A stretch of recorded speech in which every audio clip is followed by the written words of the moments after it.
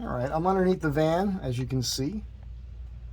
And I was wiping some stuff down. I used some simple green on the shocks. I'm going to do a quick maintenance thing to these Rancho 9000 shocks. I forget what they are. They're S9000 or something. I think I can read it better on the other one. But you'll see that in a second. They're adjustable with this knob. But I saw a video some time ago, many years ago. I don't really remember. But I know you could take it apart and grease it and kind of service it. And I'm doing that because you'll see in a minute why in this video. You know, the van is rocking a little bit more since I took the airbags off. So I get a little rub on the driver's side, and I'll show you all that. While I was under here, I noticed there was some oil up underneath this pan. All this has been wiped down, and I guess this all happened when they did the rear end over at Hooper's. I don't think it's a bad thing, but I did find a lot of oil up on that ammo can I put up over there the other day. I don't know if they had like a little accident or what, but I like the way it looks with the oil on it. So the idea here with this Rancho shock is I got to get better equipment here for the video quality. I realize that, so I apologize. But hopefully you can see all this. So the idea is that you can remove these screws. There's 9 adjustments on this thing. And this whole unit here is plastic. So you want to be kind of gentle with it. And you can take it apart, clean it out, and then lube it so it's easier for that thing to turn, theoretically. There we go. And there's a little gasket in here. So I'm going to clean all this up, lube it, put it back together, and then check it. Now, you guys know I dumped on Journeys quite a bit. Let's see what that looks like there. Back in the day when they did all the work for me, because I felt like their workmanship was lacking, and one of the things that they were supposed to do that they didn't do was put my airbags back on. Trying to pick up a razor blade with rubber gloves on, and here we go. And Tom had told, I think his name was Tom, told me at one point, well, first he told me when he was talking about these shocks, he said that he didn't believe that these adjustment knobs actually did anything. And then when I called because the rear end of my van was swaying all over the place, super dangerous, he told me to use the adjustment knobs. So, you know, you're talking out of both sides of your head there, man. Okay, this is going to come right off, it looks like. There we go. So there's the gasket. I'm going to go ahead and clean all this up. I'm going to put some gasket sealer on there a little bit, keep the muck out. I'm going to lube all this up, and I'm going to put it all back together. Alright, so I had to put this in the vise so I could spin it enough to get this part out. It would not turn great, so that thing was all gummed up in there. I sprayed a bunch of WD-40. I'm going to keep cleaning this out, and then the idea is I'm going to use some Lucas Red and Tacky grease and grease all this up so it'll all be nice. So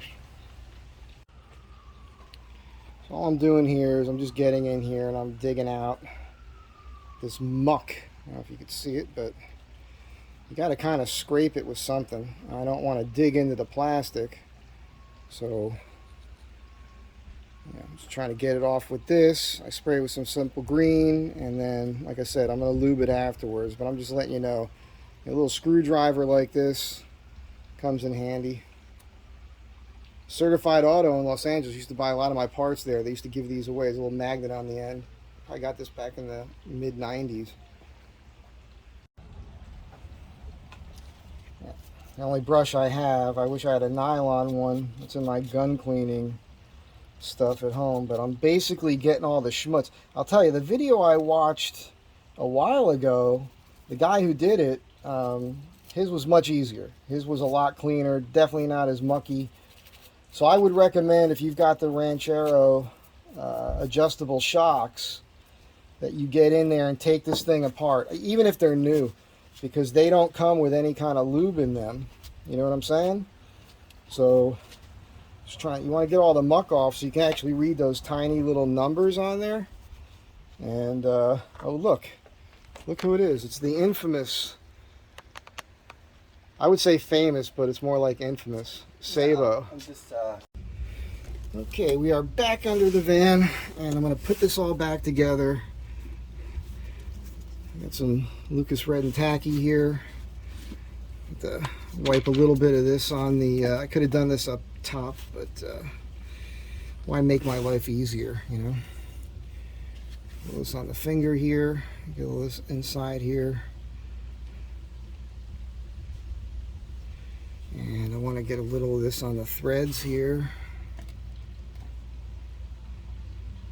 You know, you don't want to go too crazy.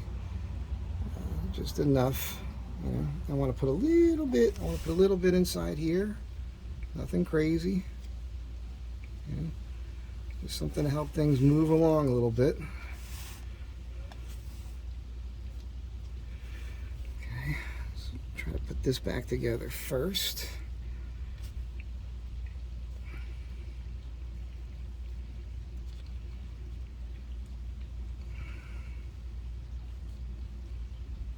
Oh boy.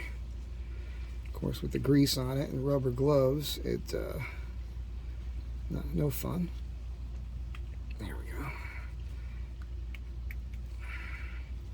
What happens when you do this is it goes in, sometimes it goes a little cockeyed.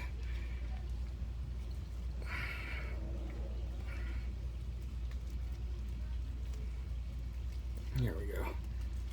So you see I'm just spinning it back in all the way.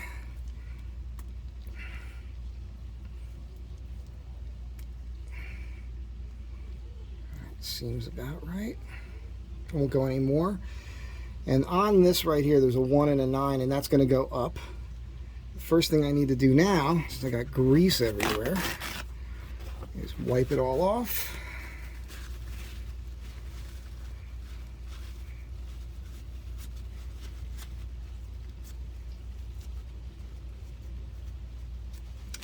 Wipe this off. Now, I feel like I should put some gasket sealer on here for the screws, and I'm not doing it. So, if I lose one, you can go, ha ha.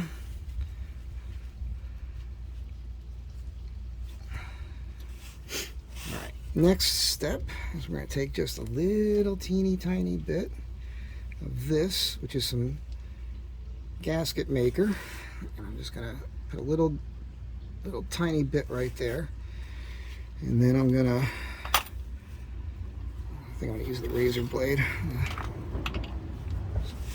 kind of dab that on there. And the idea here is this just kind of keeps the schmutz out, you know,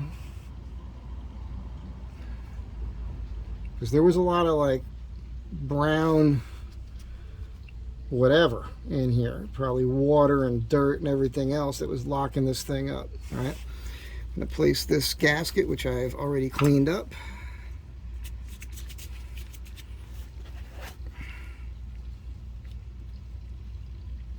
Right here. There we go. And I'm going to put a little bit more of this stuff on here. Just a little tiny bit. Doesn't want to be cooperative, so I'll scrape that off there. And I will put a little bit right here.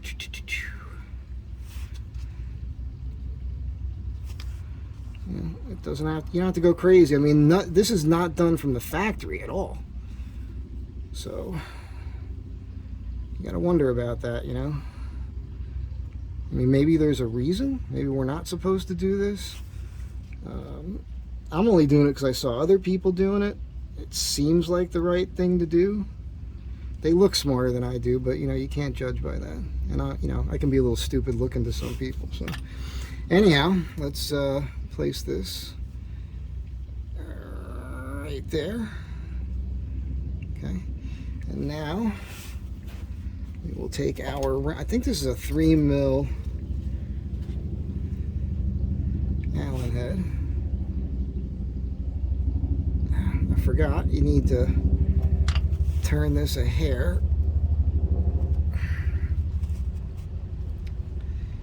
because these little teeth on the edges are in the way.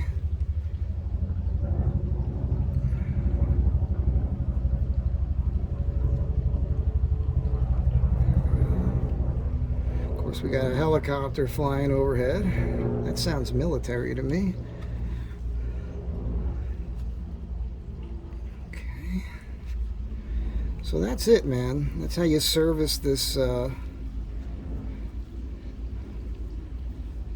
Rancho adjustable shock. Now, again, your guess is as good as mine. People swear by these things. They love them. All the way to the left is your first position, and it's 3 settings, nine settings, 3 ways to look at it. I think it's 1 to 4 is OEM, then there's mid-range, and then there's up to the 9 is heavy duty. So like if you're towing, something like that. What I want to do is I want to see if I can get this thing to turn to 9 to see if I can stop the swaying on the rear end with this thing. Okay, let's see. This feels like it wants to. Okay, that's good. I don't want to strip it. I have a bad habit of doing that. Let's see if we can turn this in. Yeah, that does not want to. I hate the idea of putting channel locks. It turns. It's very hard though. I think these shocks just might be shot. I mean, they were on it when I bought it. 3, 4. 5. I don't know. I might put a set of channel locks, but I think I got it to 5. You can see that I'm over here now. It'll go a couple more clicks in that direction. Now I got to do the other shock, and then I've got to put some fluid in my front differential. It's leaking a little. I got to go back to Hooper's tomorrow. They're going to take care of it. Okay, so this side, much easier, which makes sense, right?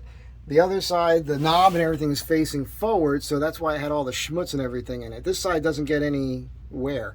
These are the Rancho RS9000XLs, just for anybody who was curious. And this one I was able to tune that all the way to 9. Yeah, I wish it was 11, you know. I wish we could tune it to 11. But yeah, so all the way to 9 on this side, but I think it was there already. I am curious about this because when Journeys did the crazy lift, these still worked. And they said they didn't have to put another shock on there. So I don't know if these are beat now from all the overstress. Is it time for new ones? We're going to find out. On the trimming, while I'm under here, I have an idea.